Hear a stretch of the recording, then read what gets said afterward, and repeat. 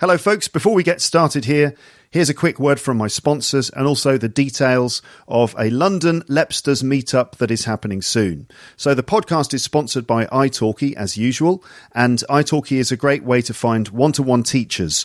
You can go onto their website, check out all the different teachers, all their different qualifications and skills and things, and when you find someone that you're interested in having lessons with, you can very easily organise a lesson, and then you have basically an English lesson at home because you do it through Skype. So it's extremely convenient. You don't need to actually leave the house.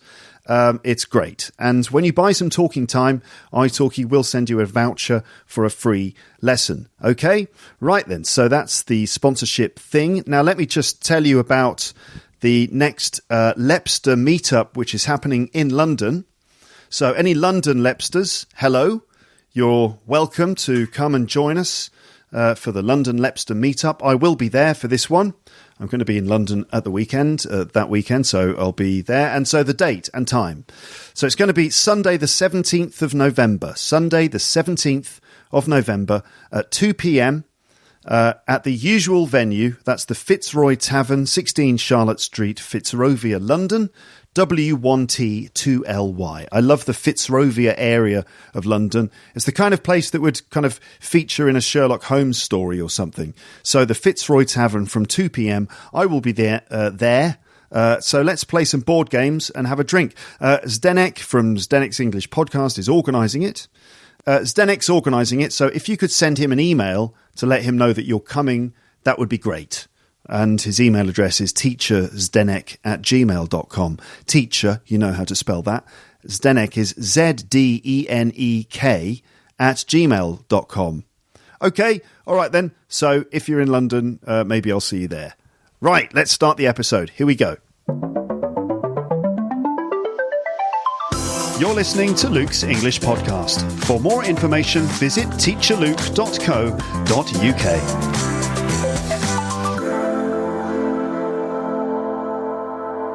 Hello, folks. So I'm just sitting here in front of my computer at the moment. I've just sat down, and what I've been doing is just like going through some of the Google documents I've got in my Google Drive.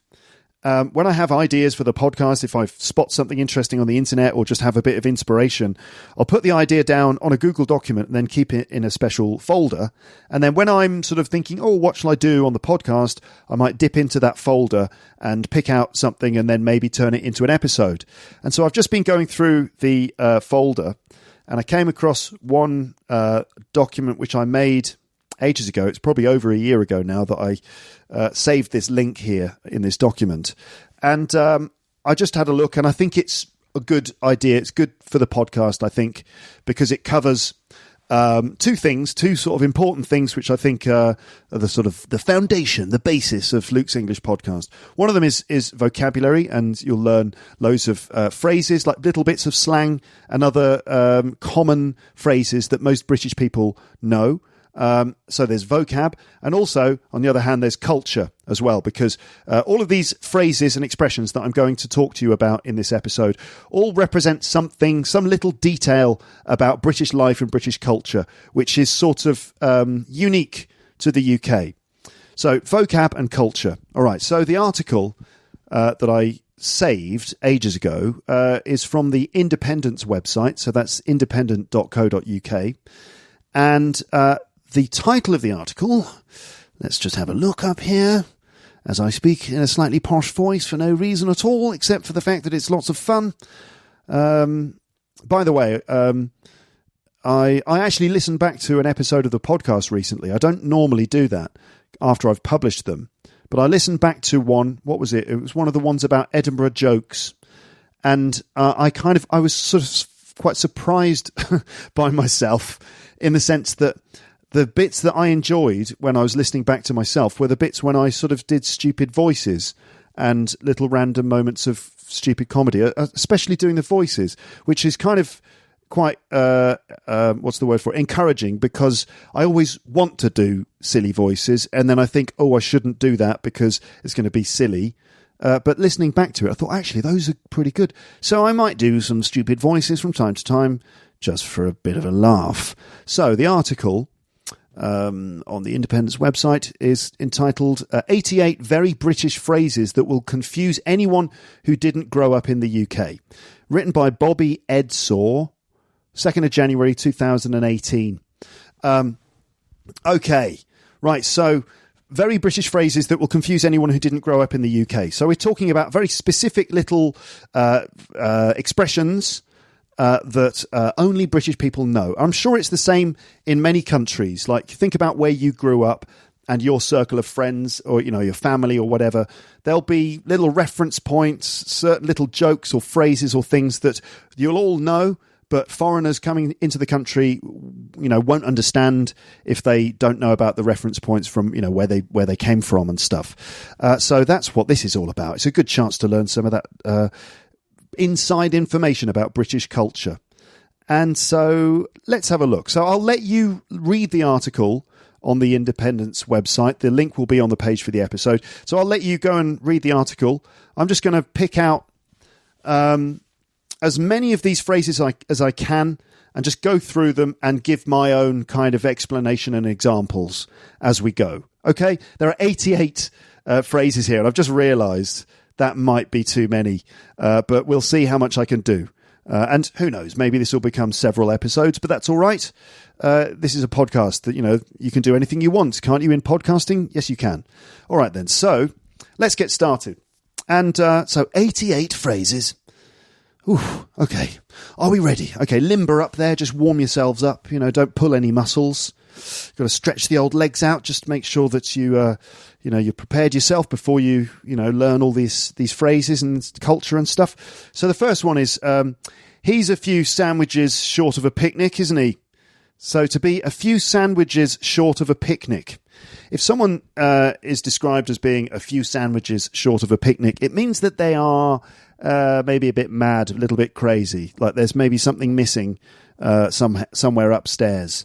So it means that they're not complete. Okay, it's a very strange kind of turn of phrase, though. A few sandwiches short of a picnic, which means that if we had a few more sandwiches, it would be a picnic. But we're missing a few sandwiches, so it's not really a picnic. So in a sense, for a person, it means there's sort of something missing, which means that they're a little bit crazy. So it might be something that someone would say when describing someone as being a bit crazy. Like, he's a bit, what do you think of Kevin? Well, he's a few sandwiches short of a picnic, isn't he? Right. Okay. Now, what else? We have other ones as well. Like he's a monkey wrench short of a toolkit. A monkey wrench is like something you would use to fix fittings, like a metal spanner or something like that. He's a monkey wrench short of a toolkit. And other things like the lights are on, but there's nobody home, and a few sandwiches short of a picnic. So he's a few sandwiches short of a picnic. So there you go. I think, according to the article, it says the phrase was first documented in the BBC's Lenny Henry Christmas special in 1987. Lenny Henry, talking about British culture, was is a fantastic comedian from the UK, and he did a lot of his work in the 80s and 90s. When I was growing up, Lenny Henry was someone we were always very excited to see on the television. He had his own TV show where he had these different characters from different parts of London and stuff. And what else? He did stand-up, and the stand-up was so good, so funny. Later on, he kind of got a bit more serious. He's more of a serious actor these days, but his kind of early stand-up stuff was brilliant. He was a bit like the English Eddie Murphy or something like that. He was fantastic. So anyway, apparently he said in his Christmas special, she's great fun, but she's a few sandwiches short of a picnic. So arguably it's entered the popular consciousness thanks to the comedian Lenny Henry. So the next one is the word anorak. So an anorak. An anorak would be a geeky person, a nerdy kind of person, someone who's got very strong interests or strong expertise in a particular area. So we use the word anorak because an anorak is a coat that you would wear, like a thin, waterproof coat. Okay, so if, for example, you wanted to go and stand next to the station platform, or stand on the station platform, probably, If you stand next to the station platform, you might be hit by a train. So I don't recommend that. So you might want to stand on the station platform and, watch the trains and record their numbers and basically spot different types of train. If you're a train spotter, you would do that. So you'd stand outside and it might be raining because this is England or Britain, whatever you want, the UK, the United Kingdom, the kingdom, queendom. Anyway, if you're from that strange, like, little collection of islands, it might be raining, you see, because we have a lot of weather, you might have noticed. And so you might want to wear a light waterproof overcoat. It might be made of a sort of plasticky material. That is an anorak. So we use the word to describe those people who might be doing things like train spotting, plane spotting, standing outside, or also just anyone who's got sort of intense levels of expertise or interest in something. So it could be vintage cars, it could be train sets, it could also be maybe computers, but we'd probably use the word geek or nerd for computers. So that's it, geeky, uncool, obsessive, there you go. So, for example, they've said, Thomas is such an anorak when it comes to train trivia. I am an anorak when it comes to, guess what? What do you think? What's my anorak subject? Well, when it comes to podcasting, yes, I'm a bit of an anorak in that case. When it comes to microphones and stuff, yes, certainly I'm becoming more and more of an anorak when I start to find out about things like polar patterns and frequency responses and things like that. But no, my main anorak sort of area would be the Beatles, of course. I've never really fully talked about the story of the Beatles on the podcast, but it's one that's sort of brewing in my brain. I've got like a teapot in my head and it's slowly brewing an episode about the Beatles, and one day we will all have a nice cup of tea together. That's an interesting metaphor, isn't it? Let's move on. So the next one is the word Bagsy. Bagsy. Now, Bagsy, like Bagsy the front seat, okay, or Bagsy that one, Bagsy the window seat. So Bagsy, if you call something Bagsy, so for example, you can also Bagsy something. So it's actually to Bagsy something, I think is what it is. So Bagsy the chocolate bar means I have claimed it. Okay, it's like that's mine. When you're driving with your friends in a car and you want to sit in the front seat, you might say Bagsy the front seat. We also have the expression shotgun as well. So if you're driving somewhere with some friends and you want the passenger seat in the front, you would have to say shotgun. And if you say shotgun, you get the passenger seat. You could also Bagsy things as well. Bagsy that one, Bagsy that chair, Bagsy the controller, stuff like that. And it just means you've claimed it. Okay. All right then. So that's Bagsy, isn't it? What do you say? I think that's very British. Maybe even just English. I don't know what they say in, for example, parts of Scotland or Northern Ireland, maybe. But what about you? Do you have a similar word in your language where it's like you use it to claim something? Bagsy the front seat. How would you say that in your language? We also actually have the word dibs as well. Dibs is the same as Bagsy. Isn't that weird? Have you ever heard those words before? I promise to you that these are well-known words. And words that I use a lot, certainly when I'm with my sort of English friends or my brother or something, we're often Bagsying things. Okay, next one. The bee's knees. Now, you might know this one. I think this is kind of fairly well known.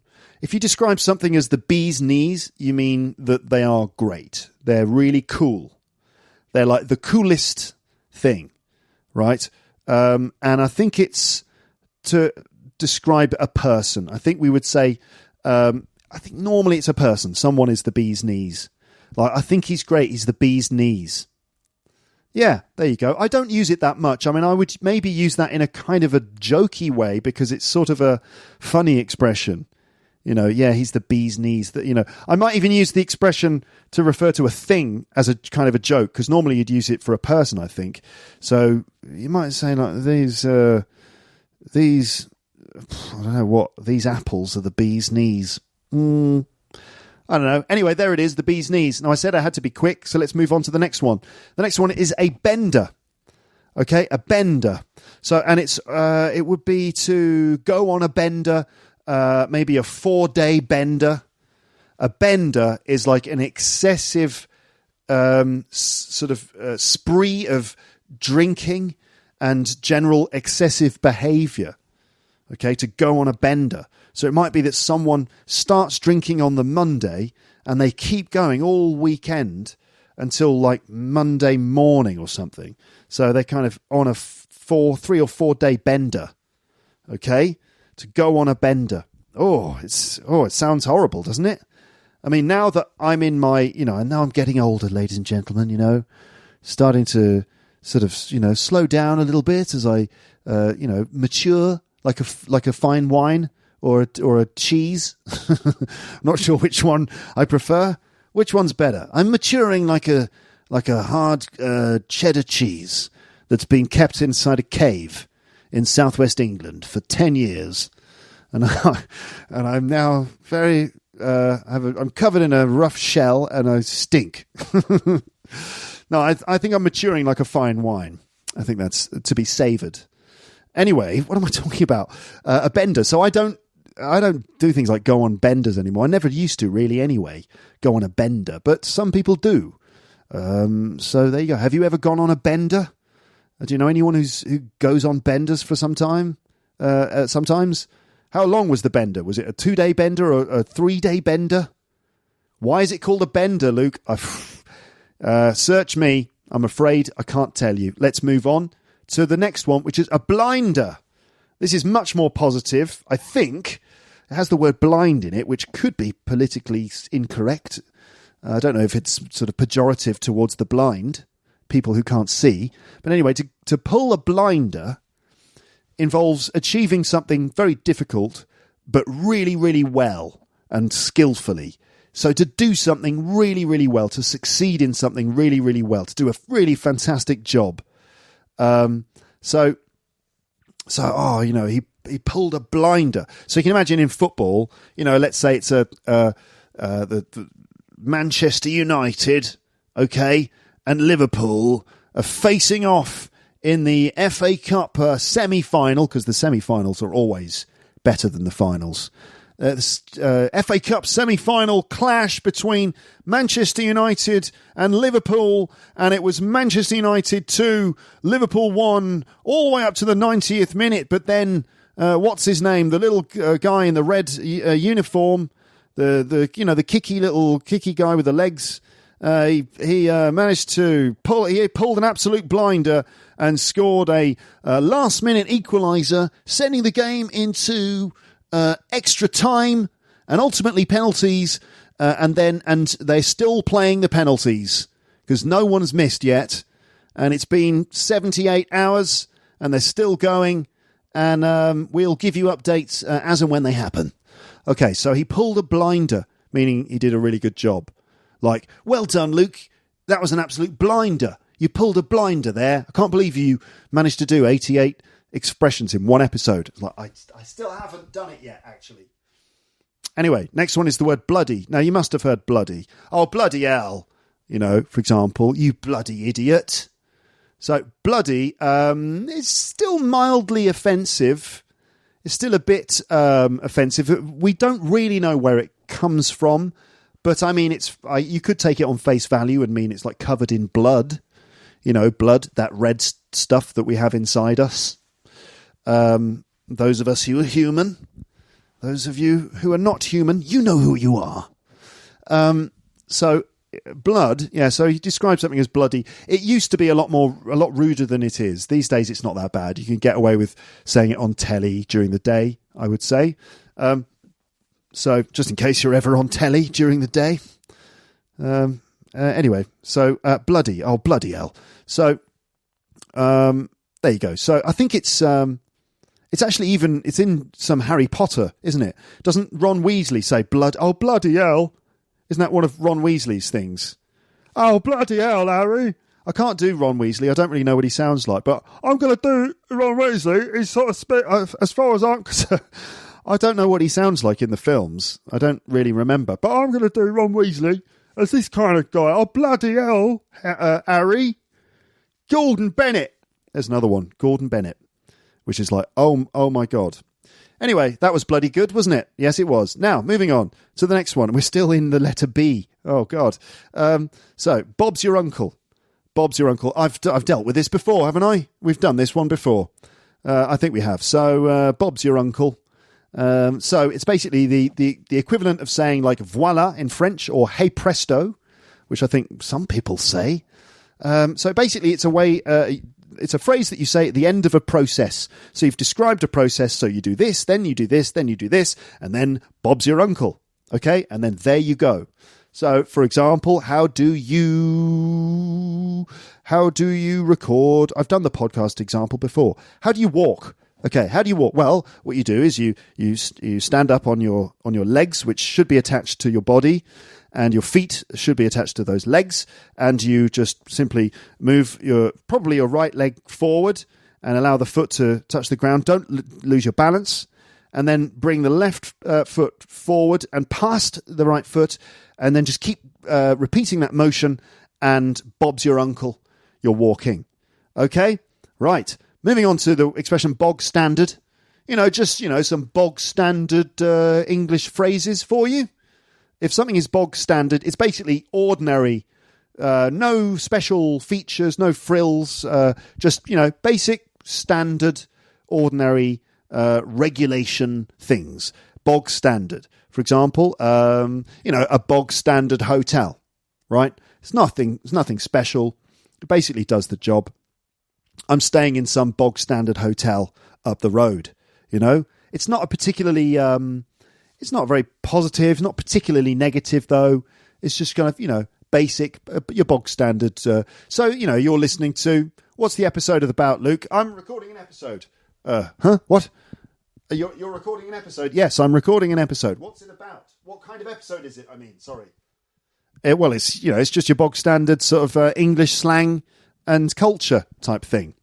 Oh, okay. Sounds good. Should be popular with all those people around the world? I hope so. How do you know if they like it, though? How will you know? Well, that's the question, isn't it? That is the eternal question.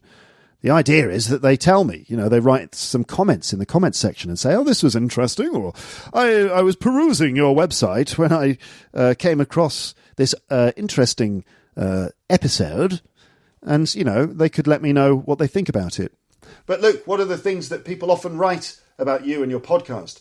Let's start with the positive things. Okay, so the positive things are usually stuff like, I laughed out loud on the bus. That's what some people say. And also, I learned things. I learned some things like vocab and culture. Thank you for teaching us some stuff. What else? They say things like, I like the accents. I like Luke's accent, and I like the accent of his mum and his dad and his brother and other guests, like Amber, for example. I like everyone's accents. And then, okay, that's good. What about negative things? Do people ever write negative stuff? Well, sometimes, yes, I get some sort of negative feedback, and hopefully it's constructive. But the typical things that people would write, first of all, they probably would write something like, you ramble a bit too much. There's a bit too much rambling. And just when is he going to get to the point? You talk too much, basically. Like on your audio listening podcast for learners of English, the thing that people listen to because they want to hear someone talking in English? Well, there's a bit too much of that talking. So, just scale it down a little bit if you would. I know it doesn't make sense, does it? But anyway, there it is. I know exactly what people mean. I do ramble like I'm doing now. And also people might say, it's just not my cup of tea. It's just not my kind of thing. Some people might say, and other stuff, they would often write, the episodes are a bit long. So those are the things. Okay. Who's speaking now? Who's speaking? Okay. Yes. Okay. That's good. Can you carry on? You don't have all day. Okay. All right. Let's carry on. So that's your bog standard. Just doing a bog standard episode. I'm just wondering if there are other things like what kind of car did you rent? So you rented a car. What kind of car? It's just your bog standard kind of, Ford. It's your bog standard, car. It's just your bog standard hatchback, like a sort of Volkswagen Golf. You know, just your bog standard German or Japanese hatchback. Okay. Next is the word boot. Actually, talking about cars and hatchbacks, that's perfect for the next item on the list, which is the word boot. The boot, now, obviously a boot is something you might wear on your foot, like a Dr. Martens boot, hopefully the made in England variety. The boot is, also in English, in British English, is the compartment at the back of the car. So if you are going on holiday... you're going on holiday. That's great. Good for you.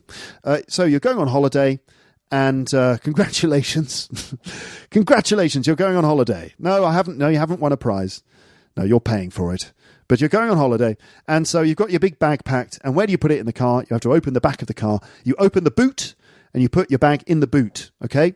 A hatchback is one where the boot is sort of in the same part of the rest of the space of the car, right? So when you're sitting in the back seats, the boot's just behind you. You can lift up a sort of thing and you can get into the boot, right? That's a hatchback. And then otherwise you have like a saloon-style car, and the boot is like a separate compartment from the rest of the car. Anyway, so the boot. In America, what do they call it? What do they call the boot in America? Think of a Quentin Tarantino film. There's always a shot where the camera is in the trunk of the car. So anyway... Open the boot. Where's Dave? He's in the boot. Why? Mafia thing. Don't worry about it. Forget about it. Just a mafia thing. Hey, Dave. Hey, Dave. Where's my fucking money? Get in the fucking boot. Get in the trunk. You son of a bitch. You know. What do you mean the trunk? I don't understand. Just get in the fucking trunk. But what's the trunk? I'm from England.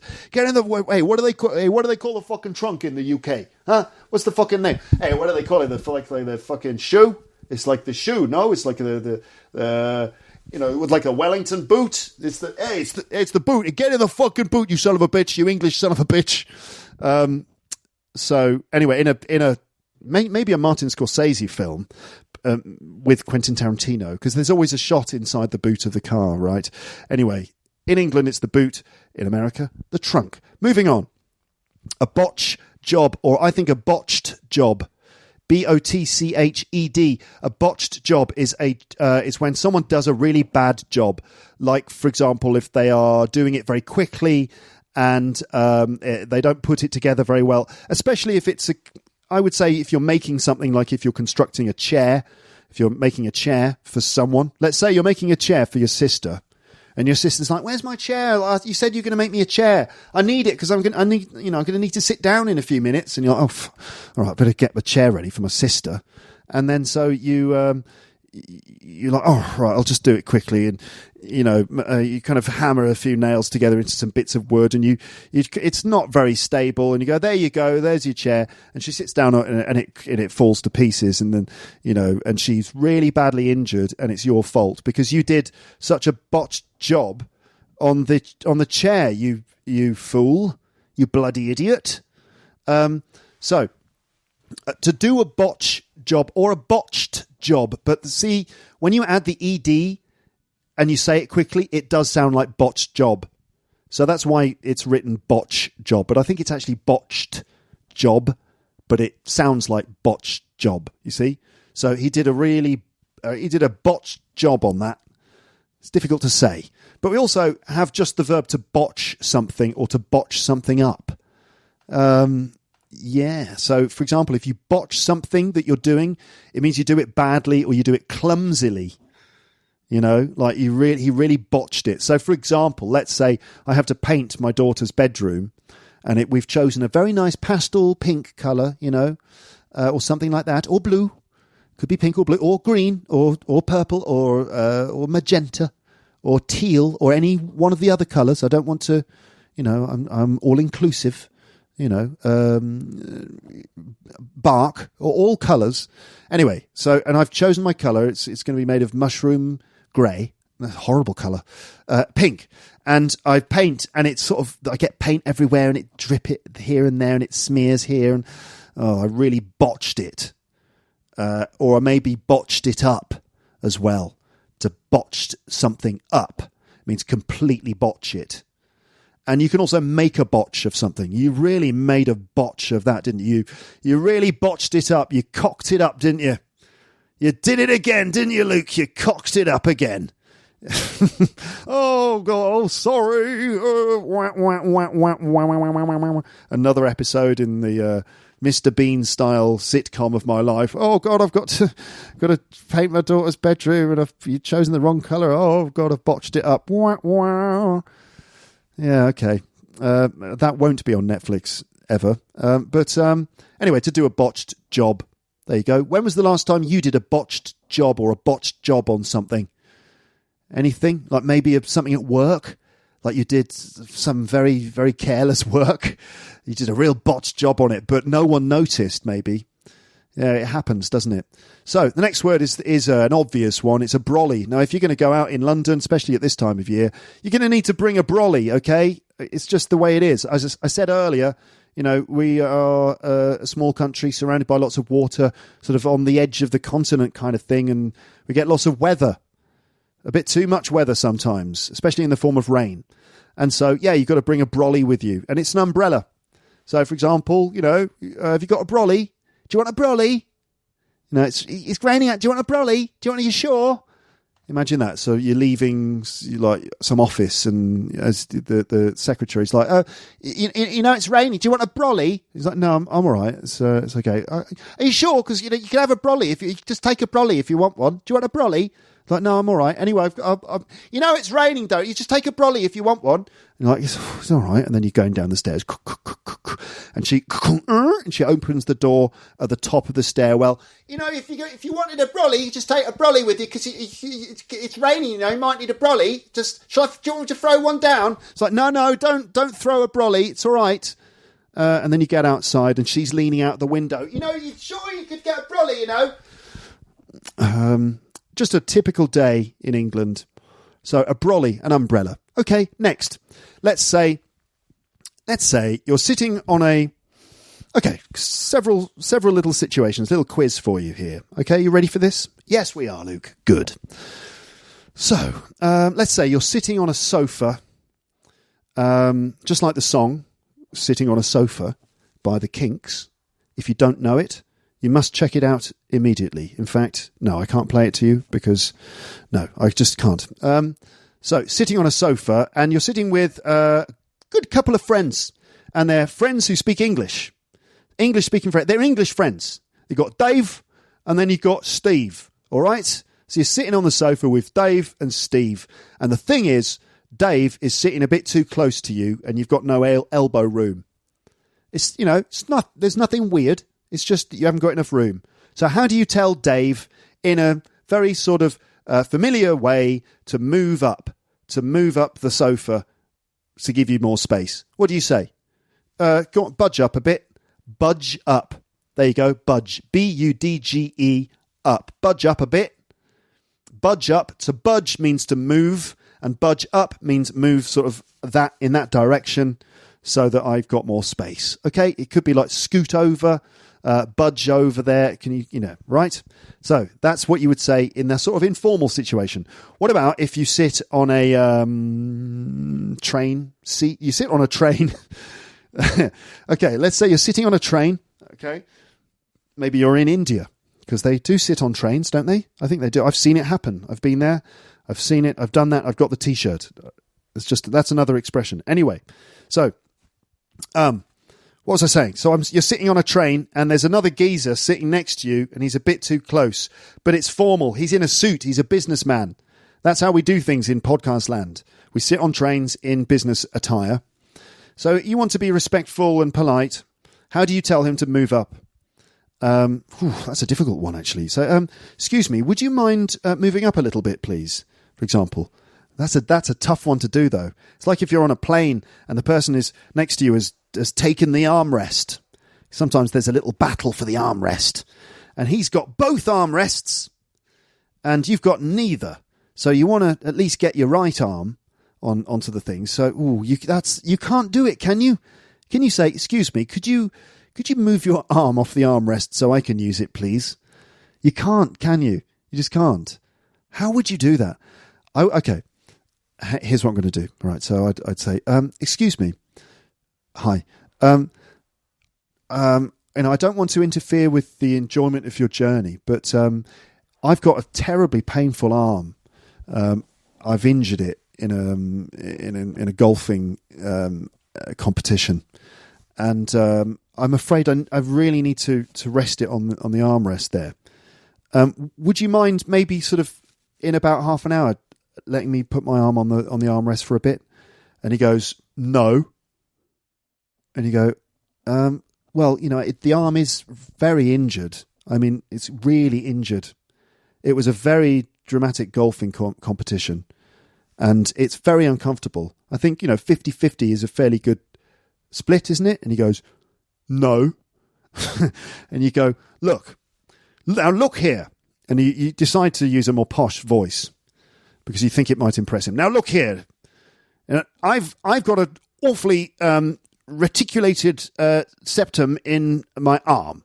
Now, I know that you don't know what that means, but I can assure you it is no laughing matter. It's extremely serious tendonitis, and I demand that you give up the armrest there for medical reasons. I have a note from my doctor, and if you don't offer up the armrest, I will poke you in the eye. And he goes, oh, all right, since you put it that way, there you are. Sorry, governor, sorry. Okay, so budge up a bit, would you? Okay, next one is the word builder's tea. So we all know that the English like to drink tea, right? Oh, it's tea time, pass the sugar. Now, we do like to drink tea, but it's not really like that, okay? It's not like afternoon tea or tea time. Mm-hmm. It's not that. That's not it, okay? We haven't got our best tea set with a special teapot and the little fingers sticking out when we drink it. Lovely cake. No, it's not that. We drink tea at any time, all the time. Okay, we're always drinking tea, just constantly drinking tea. Even when you like, he's not drinking tea. I can't see any tea. He's drinking tea. Okay, English people are always drinking. I mean, anytime. I have tea for breakfast. I'll get up, have my toast. I'll have a banana. Have a banana. That's another little cultural reference. Have a banana. Anyway, I'll have a banana and I'll have a cup of tea. Now, how do we have our tea? I've done a whole episode about this, but here it is in very quick words. So, tea bag. Now, you can either do tea bag or you can do loose leaf tea if you're really serious. If you're in a rush, tea bag. My personal choice would be Marks and Spencer's Gold Blend tea bags. They are excellent. They make a lovely, deep, tan, dark, rich brew, and it's just you can't go wrong. Other good ones would be like Yorkshire tea. And some of those trendy brands like things like Tea Pigs and stuff, or PG Tips. I mean, they're okay. But I go for the Marks and Spencer's gold ones. They're really good. So boiling hot water, and the water has to be boiling when it hits the tea bag, right?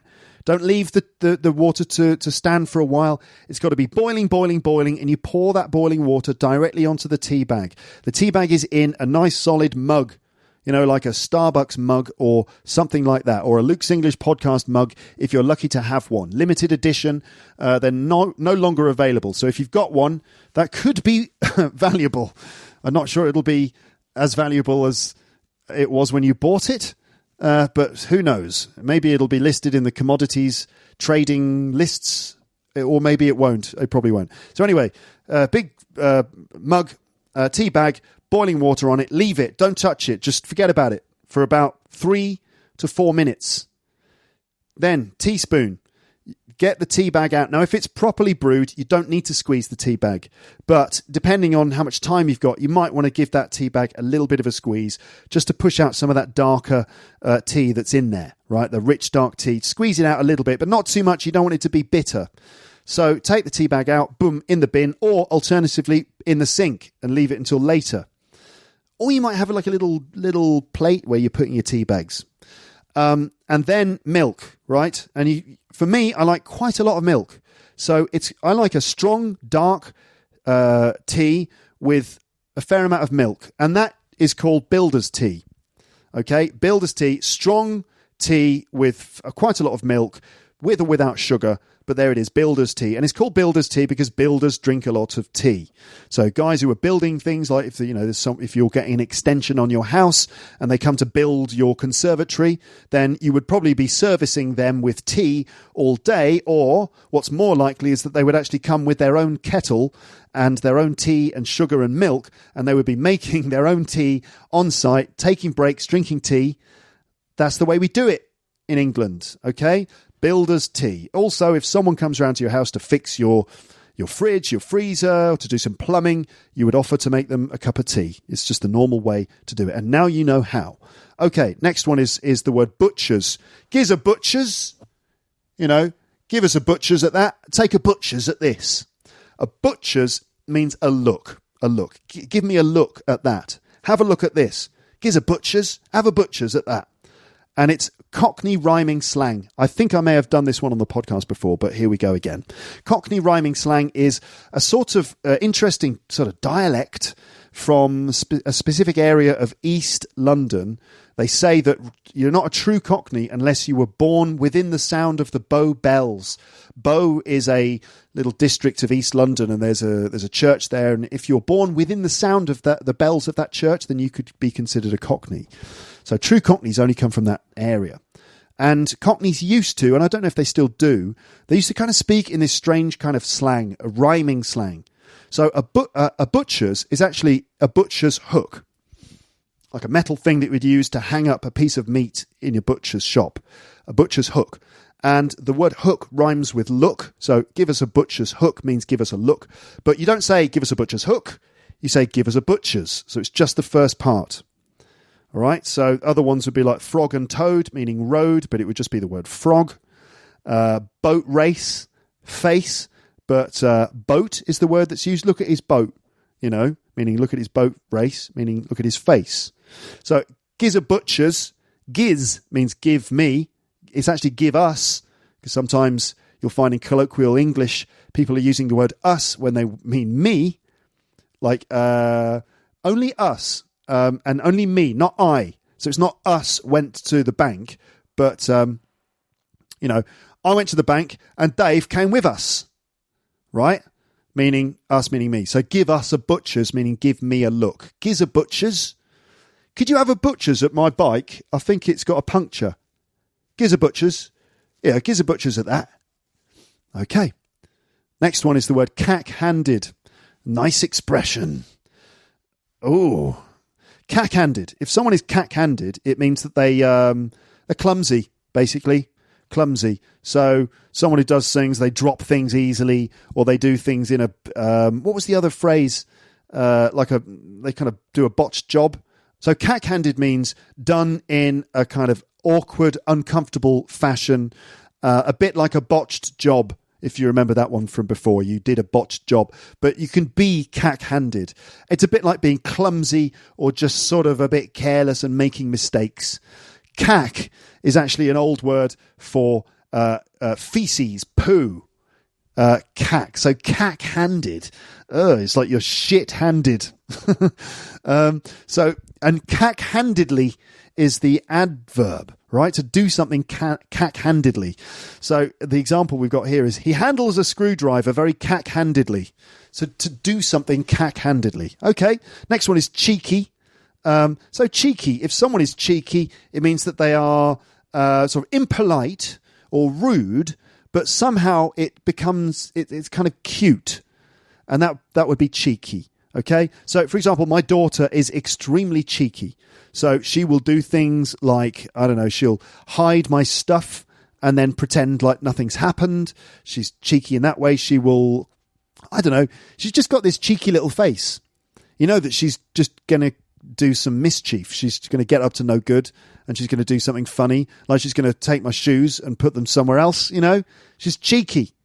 I'll kind of tell her, no. And she looks up at me with a big smile on her face and laughs. She's so cheeky.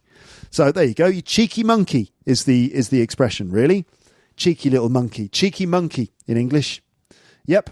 I mean, I say that sometimes when I'm in France. I speak English to my daughter, and I do say, "You cheeky little monkey," and I wonder what other French people are thinking. Like, she's not a monkey. It's just a phrase that we use. Okay.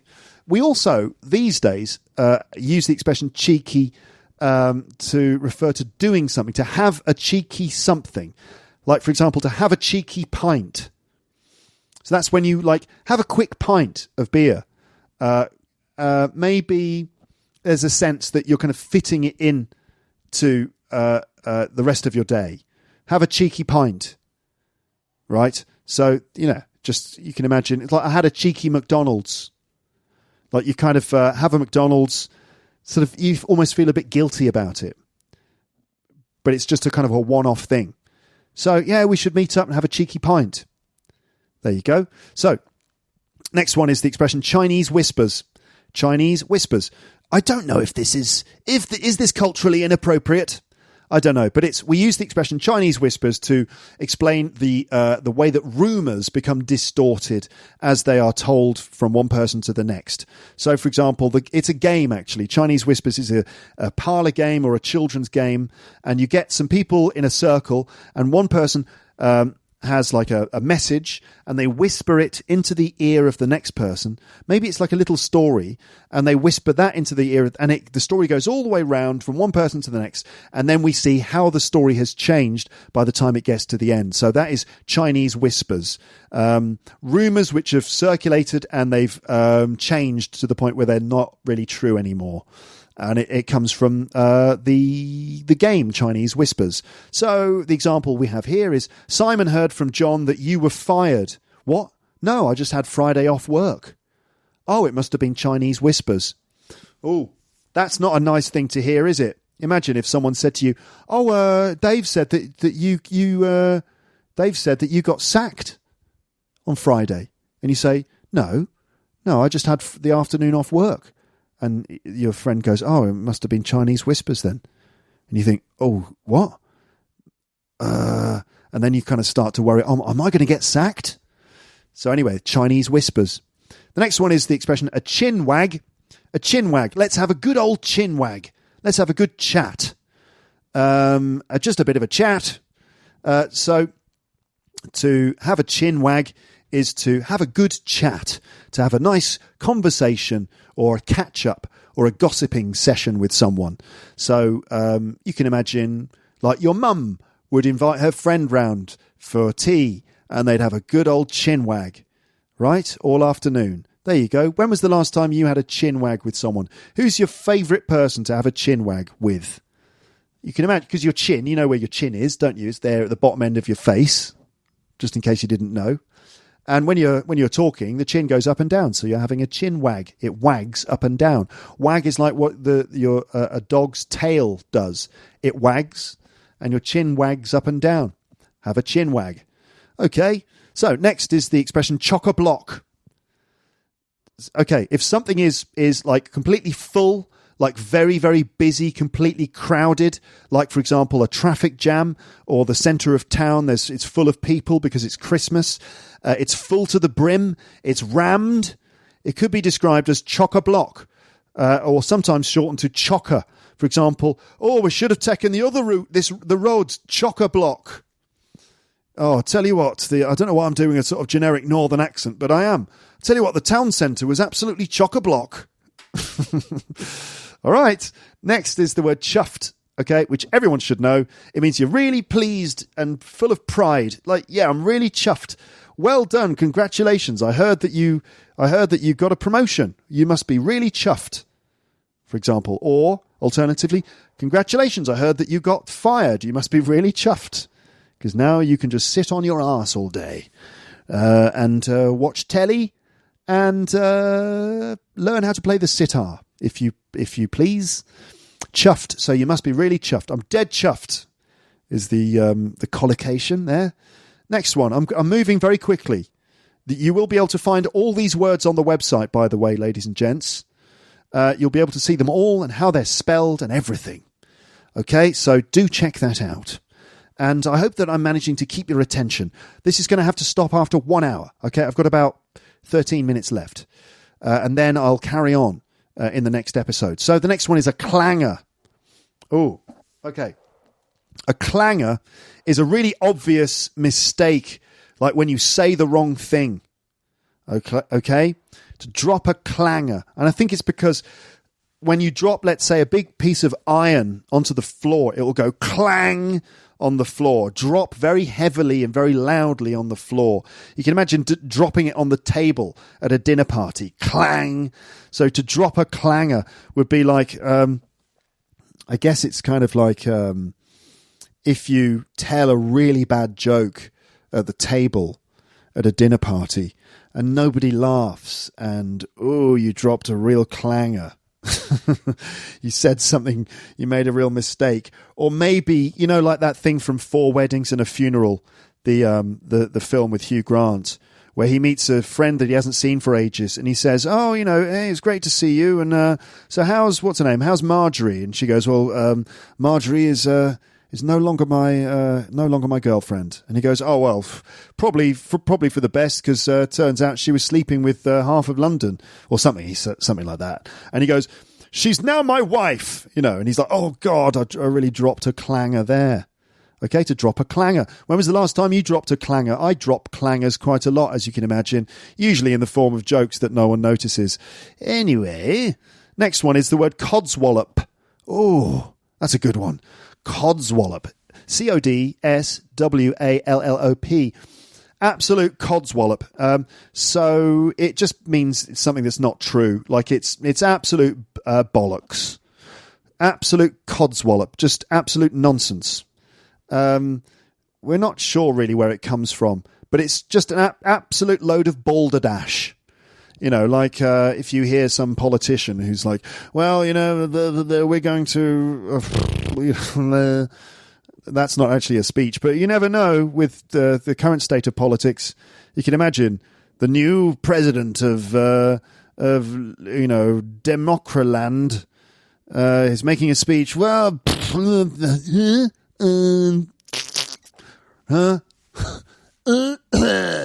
and then, you know, and there's nothing we can do about it.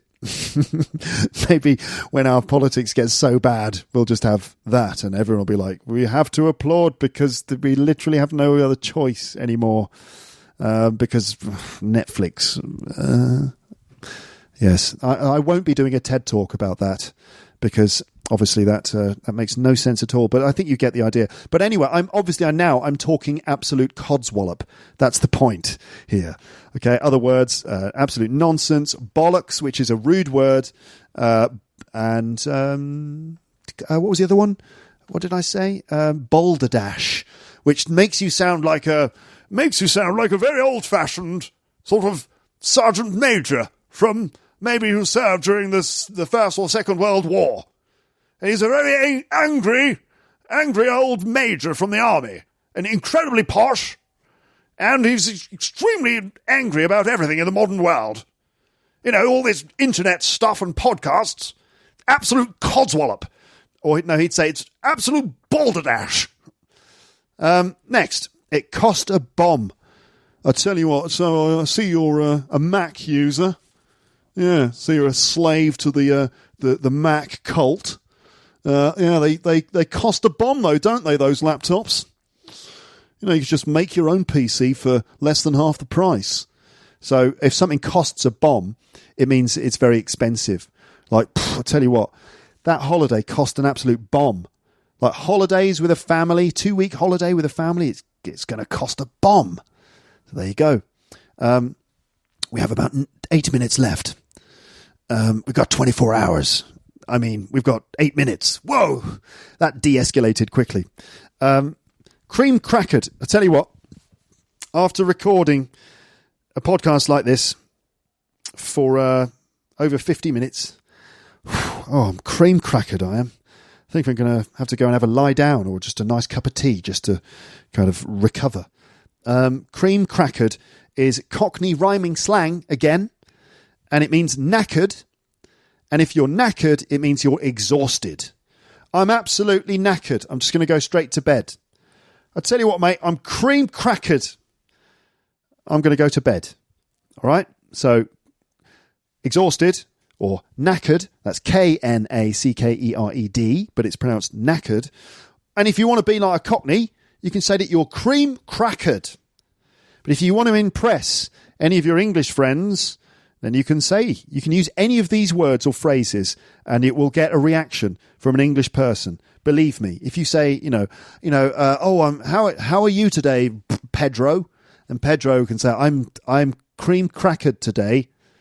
Why is that, Pedro? Because I went shopping and because prices are so expensive, it cost a bomb. And then, my friends told me that London was cheap, but it was absolute codswallop. But anyway, I'm really chuffed to be in your English lesson. To be your friend. I'm your friend because of friendship, not because of English. I mean, I wouldn't do that. I wouldn't just be friends with someone just so I could learn their language and then not really care about them. I wouldn't do that, of course. No. Anyway, so I'm just cream crackered. Okay. And your friend or teacher, or both, would say, well, wow, check out your vocab. They might not make that noise, but who knows? Cream crackered, very tired. I tell you what, it's only Tuesday and I'm already cream crackered. It's going to be an early night for me. That sound was with the sound of me tucking myself up in bed and putting my head on the pillow and pulling the sheets around me. Now, I love doing that noise when you're kind of imitating going to bed. But no one ever does that, right? No one ever actually goes when they go to bed. But somehow doing that, like on stage, doing comedy or any time, it's somehow funny. Is it just me? Next one is the expression, a curtain twitcher. Yeah, she's a bit of a curtain twitcher. A curtain twitcher is like a neighbour, a nosy neighbour who might be caught peering out through the window, as you might see the curtains twitching as the neighbour is peering out to see what's going on in the street. A curtain twitcher. He's obsessed with anything that happens on this street. He's a bloody curtain twitcher. But he still won't sign for our packages. Fucking curtain twitcher! Ah! No, you wouldn't say fucking curtain. You wouldn't do it like that. It's not. It's like, bloody curtain twitcher. All right. We're moving into the D category here. Oh my God, I've really bitten off more than I can chew with this one. I just have to keep soldiering forwards. This is okay. Hopefully you'll think this is a good series, a worthy series. Challenge accepted, you will say to me in your head, which will be strange. Luke, challenge accepted. I will learn this unique British English slang. It will teach me more insights about your culture.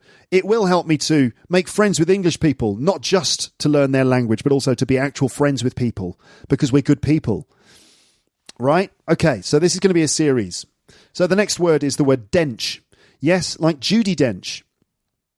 Okay, now, to be honest with you, this is not one that I was familiar with. Okay, maybe this is a new one. I think it must be. I'm just going to read what they've written on the Independent's website. It says, dench is an adjective used to advocate something that is impressive or agreeable. Okay, so you're saying something is really great. It's like cool when used in response to someone else.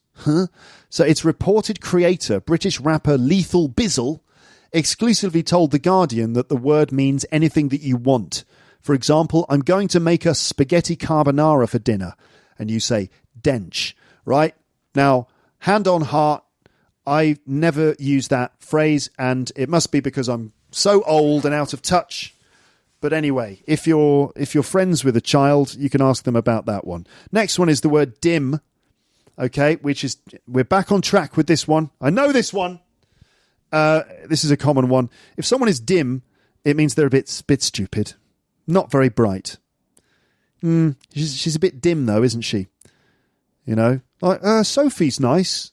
Yeah, but a bit dim. It's not a particularly cruel. It's not a very cruel word, but it's not positive.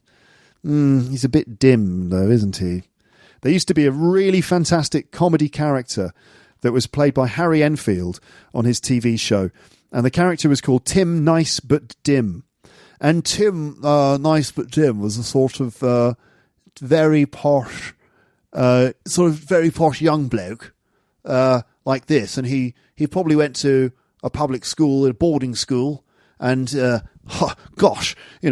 sort of bloke. And he would wear a blue blazer and brown, what are they called, chinos, boat shoes, and a terribly nice chap.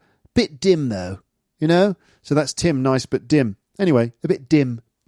Next one is the word doddle. Oh, it was an absolute doddle. It was a doddle. A doddle. Yeah, doddle. It sounds a bit like toddle, which is the word for when a young child starts to walk.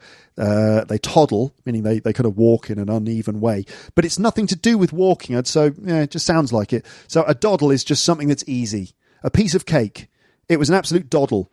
For example, I did the IELTS exam. I got 9 points. It was an absolute doddle. What, you got 9 points? Yeah, absolute doddle. You know that it's marked like out of 270, don't you? What? Yeah, it's the total score is 270. It's actually not 270, listeners. You'll have to check the IELTS handbook published by Cambridge to make sure exactly how many points it is, but it's not 270. I'm just making that up. Okay, fact checking, good. 270 points. So you got 9 points. So actually, you're shit. What? Yeah.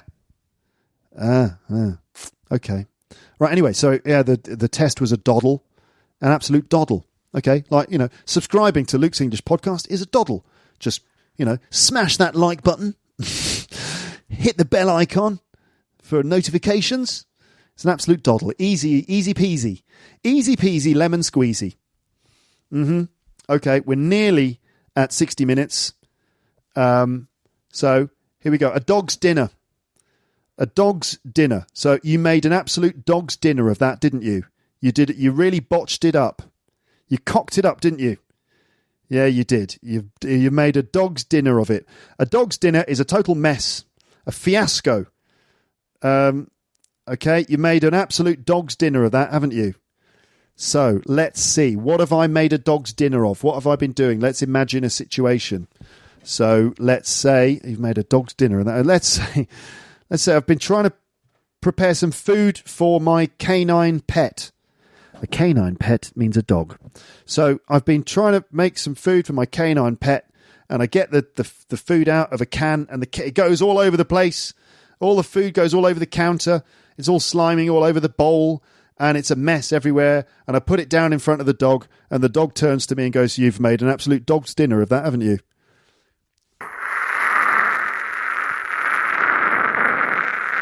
That's the sound of a huge audience applauding that impromptu joke. Come on, that was a pretty good joke. You've made an absolute dog's dinner of that, meaning you've made a mess of that. What could you make a dog's dinner of? I'm just trying to think. Again, if you're building a chair for your sister, I don't know why are you building a chair for your sister? You're building another chair because the last one collapsed and caused her to be injured horrifically, but she's all right now. Good. So I botched up the last one, so I'm going to try again. And you do it, and it's even worse. And you've made an absolute dog's dinner of that. That looks like a death trap. That chair, you might say, a death trap is something that's that could easily kill you, like a chair that will collapse if you sit on it. Yeah. Right, ladies and gents, I think we've got to about an hour. Thank you so much for listening to this. I will carry on in the next one. I wonder how many episodes this will be. Maybe 2 or 3. So let me go through those words again, those phrases again, just to refresh your memory. And here we have. So first one is, how do you describe someone who's a little bit crazy, like there's something missing? A few sandwiches short of a picnic. Luke, you're a few sandwiches short of a picnic, I think. Someone might write. Because of the strange voices and random things, a few sandwiches short of a picnic. What about that word that we use to describe people who are obsessively interested in special subjects, like they're interested in trains or model cars? he's a bit of an anorak, because those are the things that they wear, those sort of waterproof coats. He's an anorak. Let's say you are going to sit down on the sofa, and there's a comfortable armchair and there's a crap sofa in the room, and you're with your mates Dave and Steve, and you want to sit on the comfortable armchair, and when you come in the room, what do you say? How do you claim the armchair? You say, Bagsy the armchair, okay? Or if you're playing a computer game and you want to be, I don't know, what are you playing? Let's say you're playing Street Fighter 2 and you want to be Blanca, and you say Bagsy Blanca. But that doesn't work because anyone can be Blanca. You can have Blanca versus Blanca, so never mind. Anyway, Bagsy the armchair, right? And what about if you're driving, like you want to sit in the passenger seat in the front? What do you say? You say shotgun, because a shotgun often has two barrels. So you want to be the second barrel of the shotgun. Let's make a shotgun, meaning I'll sit in the front seat next to the driver. Bagsy and shotgun. Next one is, that's brilliant. He's great.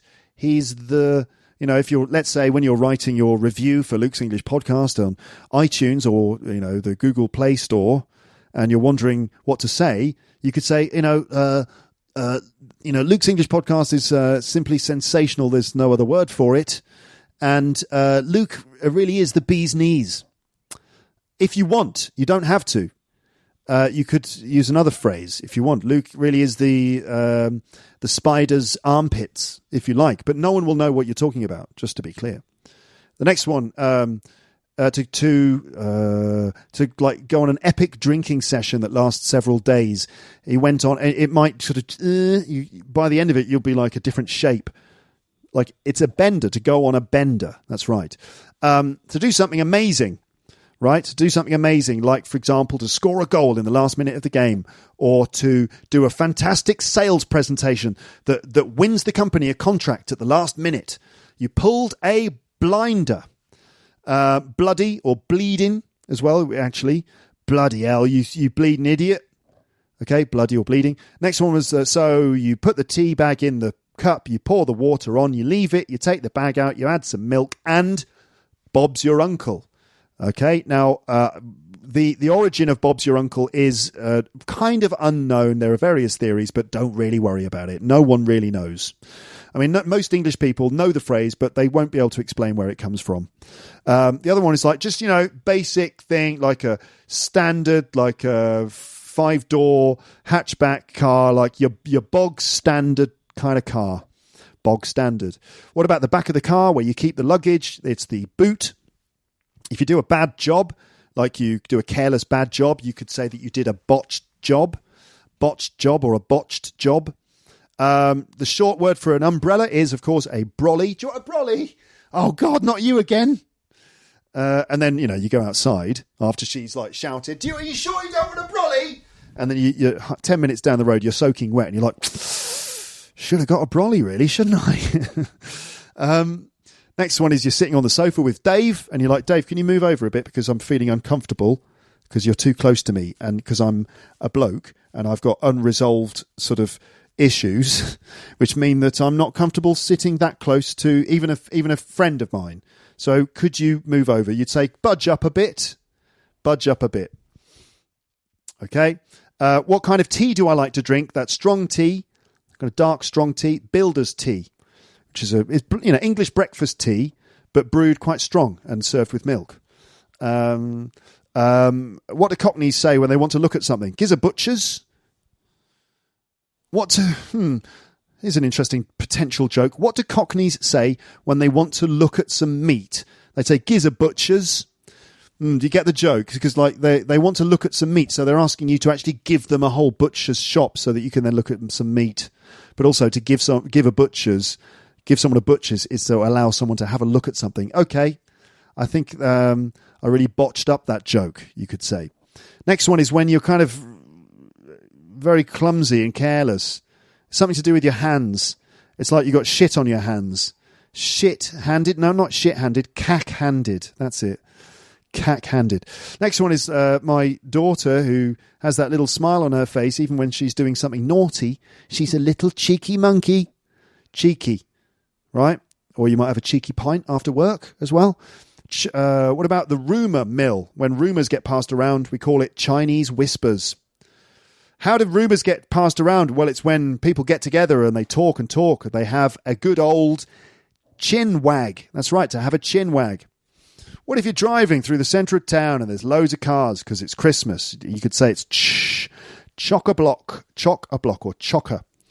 You're really pleased because you completed The Legend of Zelda, the Ocarina of Time. You completed it. How do you feel? You feel chuffed, don't you? You feel chuffed to bits. And then you realise that you've been sitting playing the game for about 7 days straight. You've forgotten to You've forgotten to your grammar. No, you've forgotten to eat or drink, and you're now dead. But at least you completed The Legend of Zelda. Yay! Nice one. You must be really chuffed.